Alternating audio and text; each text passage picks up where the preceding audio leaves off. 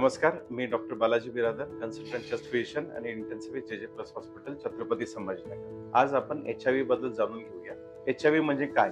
HIV हा human immunodeficiency virus आहे, जो की आपल्या इम्युनिटीवरती अटॅक करतो. HIVचा संसर्ग कसा होतो?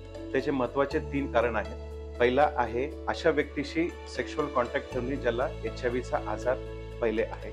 दुसरा आहे संक्रमित सुया किंवा सिरिंज वापरणे.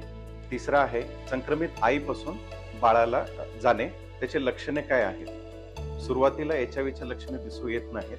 जशी एका व्यक्तीची इम्युनिटी कमी होऊन जाते, त्यानंतर हा एड्सच्या स्वरूपामध्ये त्याचे काही लक्षणं दिसून येतात. प्रतिबंधक उपाय काय आहेत? HIV टाळण्यासाठी कॉन्डोमचा उपयोग करणे, प्री एक्सपोजर आणि पोस्ट एक्सपोजर प्रोफिलॅक्सिस वापरणे आणि नियमित चाचण्या करणे. उपचार काय करायचे? अँटी रेट्रोव्हायरल थेरपी HIV साठी प्रभावशाली उपचार सध्या गव्हर्नमेंट मधून देत आहेत किंवा प्रायव्हेट मधून सुद्धा घेऊ शकतात.